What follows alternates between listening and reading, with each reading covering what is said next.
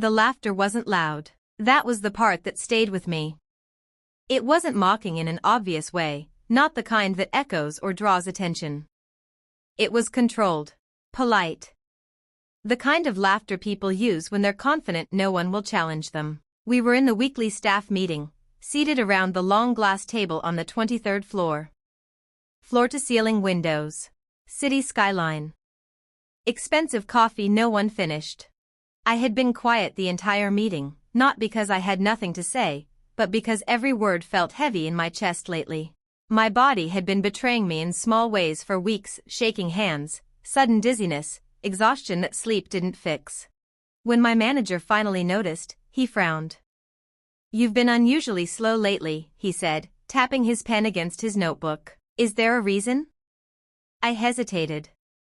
This was the moment where honesty either fixed things or ruined them.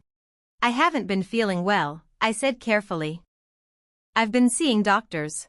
That's when the laughter happened. A short chuckle from the far end of the table. Someone else smiled.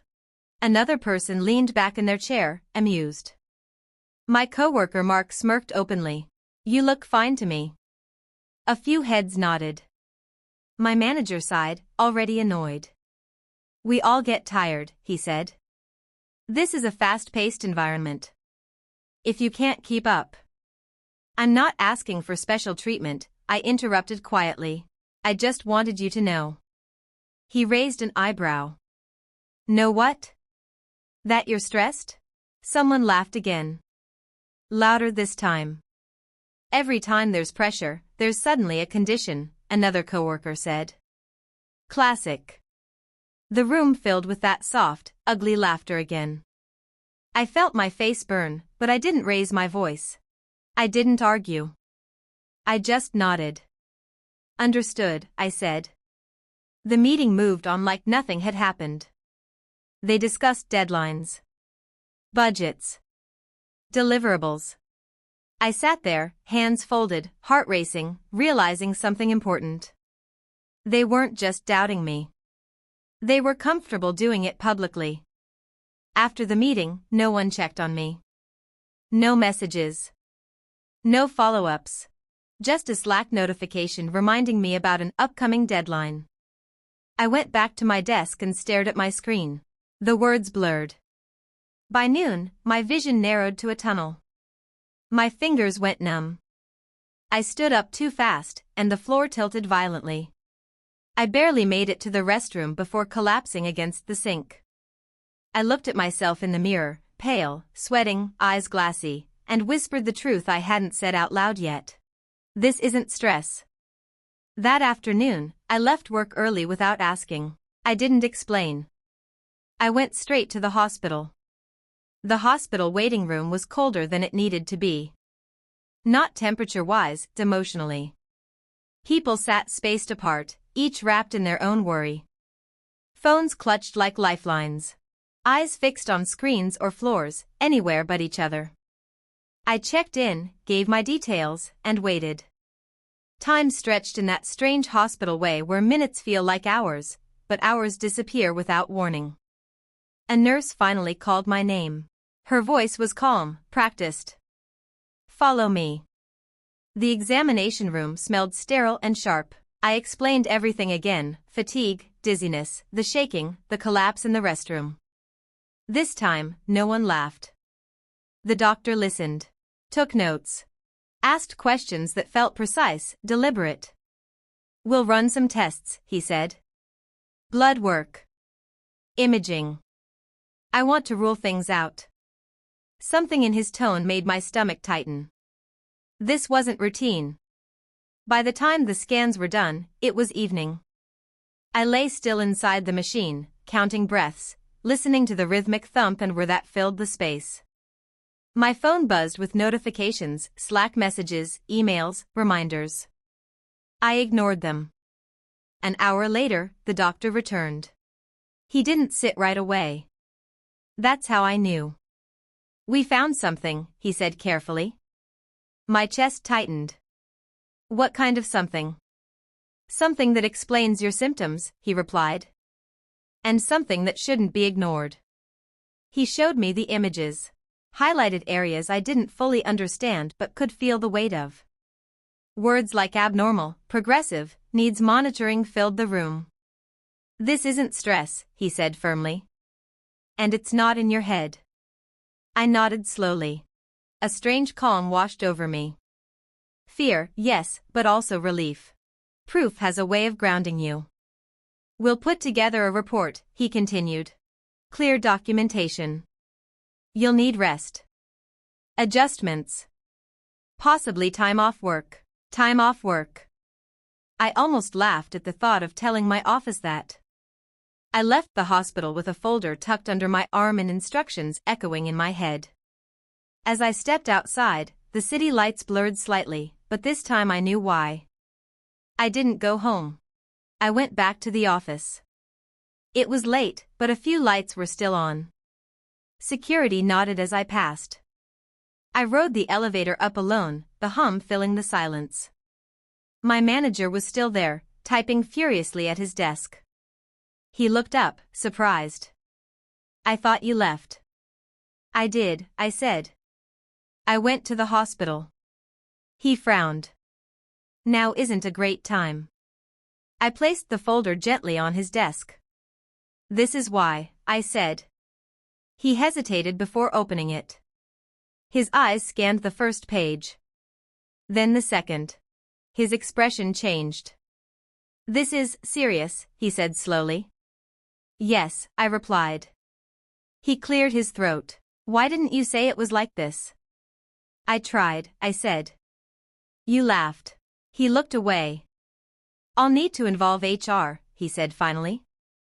"That's fine," I replied. "They should hear it too." The next morning, an emergency meeting was scheduled. Mandatory attendance. Same conference room. Same glass table. Different energy. HR sat at the head of the table this time. My manager beside them. The coworkers who had laughed sat quietly, eyes darting. I didn't speak. HR did. They summarized the medical findings. Carefully. Professionally. Without drama. No laughter. No smirks. Just silence. Mark shifted in his seat. Someone else stared at the table. "This report confirms a legitimate medical condition," HR continued. "Any comments made questioning its validity are concerning." I watched their faces change. Confusion. Embarrassment. Fear. The room that once laughed now felt frozen. And we weren't even finished yet. No one spoke after HR finished. The silence wasn't awkward. It was heavy. The kind that presses down on your chest and forces you to notice your own breathing. I sat there with my hands folded on the table, eyes forward, feeling none of the triumph people imagine in moments like this. Just clarity. HR closed the folder and looked around the room. "Before we move forward," she said evenly, "I want to address what happened in the previous meeting." No one made eye contact. Comments were made, she continued, that questioned the legitimacy of a medical condition. Those comments were made publicly. Mark shifted again. His foot tapped the floor, faster this time. "That creates liability," HR added.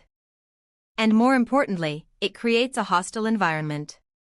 My manager cleared his throat. "We didn't have all the information then." I looked at him for the first time. "You had enough," I said calmly. "You just didn't want to hear it." He flinched. HR nodded slightly, as if confirming something she'd already concluded. "Moving forward," she said, "there will be formal accommodations in place. Immediate adjustments to workload. Medical leave options." She paused. "And there will be consequences." That word landed. Mark's face went pale. One coworker stared at their hands like they were suddenly foreign objects. HR turned toward me. "Do you want to add anything?" I shook my head. Not because I had nothing to say. Because I didn't need to. The meeting ended quickly after that. Chairs scraped softly as people stood. No one laughed.